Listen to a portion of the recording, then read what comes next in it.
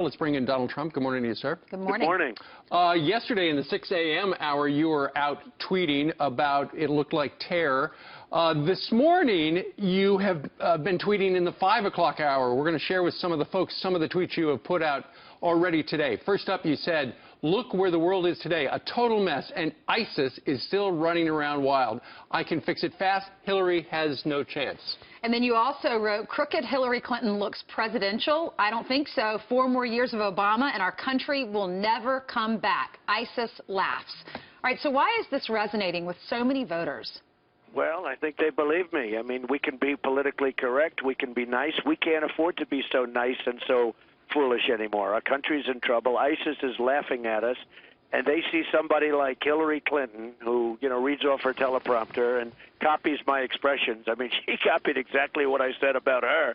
2 days later, she said the same thing. I mean, come up with your own expressions, but, no imagination. But ISIS, I guarantee you, and China on trade, because you look at what China's doing on trade and building their fortresses in the middle of the South China Sea, which is a violation of everything we stand for and not supposed to be doing it. And Japan and Mexico, and everybody's laughing. They want to have Hillary so badly, you have no idea. Donald Trump, have you met with military advisors that have told you specifically how to get rid of ISIS quickly in Libya, Syria, Iraq, everywhere? Well, I met with many people, and recently I met with James Baker, who I have a lot of respect for, and I think of Ronald Reagan when I think of James Baker, as you know. And yesterday, the day before yesterday, I was with Henry Kissinger, and I've met with many, many people, and I have definite ideas, and I'd rather not tell what those ideas are. Because, Brian, I'm so tired of watching these politicians get up and say exactly what they're going to do with ISIS. Right. And in the meantime, ISIS sits back and they laugh and they go out and they prepare for it. You got to hit people with a little surprise. There has to be some unpredictability. I mean, I know we have a system, and it's a political system, and it's wonderful, and we all love it. But for us to go out and say, here's what I'm going to do with ISIS. My first day, and I see Obama doing that. We are sending 50 troops, he says. We are sending 50 troops over to Iraq, and we're sending 250 troops here. And they announce everything. In the meantime, those troops have targets on their back. And clearly not enough. Mr. Trump, yesterday Hillary said over on another channel, she said your proposal to ban Muslims promotes terrorism. Yeah. Is that the dumbest thing you've ever heard? I mean, to me, it's one of the dumber statements I've ever heard. I mean, she is so ill-equipped to be the president. Why is it dumb? I just think it's absolutely dumb. In fact, if anything, it's just the opposite, because they're going to have to learn that we can't take this anymore, and they're going to have to turn in the people that are bombing the planes, and they know who the people are. And we're not going to find the people by just continuing to be so nice and so soft. And I have many Muslim friends, and they agree they have a tremendous problem with the radical Islamic terrorism, tremendous problem. And what she said is so dumb. They are going to have to start turning it. You take a look even at San Bernardino. Everybody knew that they were going to do this attack. There were bombs all over their apartment. Everybody saw the bombs. They knew this was happening, and nobody turned them in. And you take a look at Paris. Everybody knew that what was happening. And by the way, the last person that they were looking all over for 8 months, they found that person living practically where he lived before. Well, nobody turned him in. One of the neighbors had watched things going on in San Bernardino, but didn't want to turn him in because didn't want it to be labeled a racist or a bigot. That's right. They didn't want to do it because they thought it would be politically incorrect. Right. You know what that is? That's a lawyer, Steve, that goes and said, oh, we got to do something because you're going to be in trouble. You know all about this. So they said, let's not be politically incorrect. The whole thing is so insane. So we're going to have to get very tough and very smart. And Hillary Clinton can never get you there. It's 4 more years of Obama, and this country can't take it. People are so tired of the political correctness in this country. You're absolutely right. They're also tired of losing their jobs and companies being sent across the border and to other countries. And you have talked so adamantly about bringing coal back to the country or not getting rid of coal jobs. That's hurt Hillary Clinton. And as a result of what happened in West Virginia and how people feel about her with jobs, she's now saying she's going to bring her husband on to run the economy. Listen to this and we'll get your reaction. Okay. My husband, who I'm going to put in charge of revitalizing the economy, because, he knows how to do it. And especially in places like coal country and inner cities, and other parts of our country that have really been left out. Right, so why is she doing that? I don't know. Maybe he'll bring the Energizer with him. Look, he signed Who's NAFTA. the Energizer? He signed NAFTA. NAFTA is one of the worst trade deals ever made by any country at any time. It has cleaned out our country.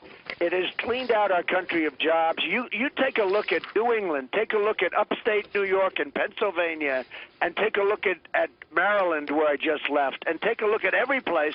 We've been cleaned out by the worst bill, economic development bill, or whatever you want to call it, ever. Mexico is taking our jobs. They're taking our factories. Look at what's happening with China. And Hillary likes PP. You know, the Trans-Pacific Partnership deal is going to be worse, in my opinion, worse, if that's possible, than NAFTA.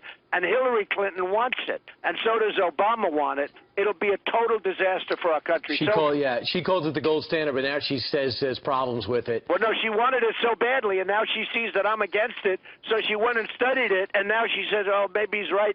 So maybe now she's going against it, but that's only because of me. It will be, by the way, Brian, it will be a disaster. One of the interesting things, she wants to put her husband in charge of the economy. First of all, the president should be in charge of the economy. Right, he should run. But Bill Clinton actually landed on the Time magazine list 25 people to blame for the financial crisis. Well, it's true. I mean, it is true. It's true for another reason. I know they have one for different reasons, but the reason that really he should be on is that he is the one who signed NAFTA. He signed NAFTA, and it's the worst deal one of the worst deals we've ever made in this country. He also pushed the subprime mortgages to people that couldn't afford it, and experienced the boom, which That's bust right. under which And bust by the under way, Bush. he was and Brian, he was then out of office. So everyone said, "Oh, gee, he's out of office." But he was the one that got that started, and that led to catastrophe. Don't you think she's saying, I'm going to put him in charge of that because people like him more than they like her? Well, maybe she's saying that, or maybe she just wants him around the White House so she can keep her eye on him. Well, possibly. Could be personal. Now, you just made a personal move. We understand that Paul Manafort's been elevated. He's now in charge of the campaign, and he was on Capitol Hill yesterday. What was behind the switch? Well, really, Corey's done a great job and Paul's done a great job, and I consider them very even and just, very, very different personalities, and they're doing different things. And, the campaign's doing really well. Your poll has us up. Rasmussen just came out. They have us up by 5 points. With the Fox poll just came out 2 days ago. We're up 3 points on Hillary. And I just don't think the country wants another 4 years of Obama. I don't think we can take it. Paul Manafort says that you can be changed. Your rhetoric can be changed. He evidently told congressional leaders on Capitol Hill yesterday. Is that true? Well, I don't think we want to change it too much. We're leading. It's like if we're winning and going to the World Series, I don't know if we want to change our lineup too much. So I don't know. I can do what I have to do, but I don't want to really change. Look, I am who I am. We're going to make great trade deals. We're going to have strong borders. We're going to build up our military. We're going to terminate Obamacare and get great health care. And, we're going to do a lot of things. And I don't know. Maybe I shouldn't change too much. Well, that's a lot of people agree with you. And some people say, maybe a different approach to the general. We'll see. Newt Gingrich is coming up in about an hour. Should we tell him he's on the short list for vice president? Sure. Why not? He's a great guy. You might as well. By the way, who else is on that short list? Well, I'd like to tell you, but you know what? Newt is such a great guy. He's been such a great supporter. And he actually said, he's a fantastic historian. I don't know if you know that, but he actually said that nothing like this has ever happened in the history of our country. It's one of the great phenomena of all time. And I was watching him, I said, really? That's pretty exciting. But he's a tremendous guy. But he's on the short list, right? Absolutely. I'll say yes, because he's been such a supporter. I mean, anybody that supports me is on the short list as far as I'm concerned. Well, that's not a very short list. Come on. How many women are on that list? Well, I don't want to say. Look, I'm going to make the announcement during the convention. I hope to be able to keep it a surprise. And it's going to be a big reveal. I hope to. Right? Some of these conventions, if you remember the last convention for the Republicans, it was not an exciting event. There was a chair. We're going to try. There was a chair, and Clint Eastwood's a great guy, by the way. He's a great guy. But I will say that we're going to try. We'll put Clint on the short list. We are going to try and make that convention. Number one, most importantly, really, we're going to make it an important convention, but we're also going to make it a little bit of fun and a little bit entertaining so people can enjoy it. But honestly, far more importantly, we're going to make some really, hopefully, great decisions. Okay. All right, we'll be covering it. We'll be there. I think you will. I have a feeling you may be there. I'm not sure. We're going to both We conventions. know I'm not we're doing it at sure. the end of July, that's for sure. I have a feeling All right, you thank folks you are so going to be much. there. Great, Okay. great to Thank hear you. from you.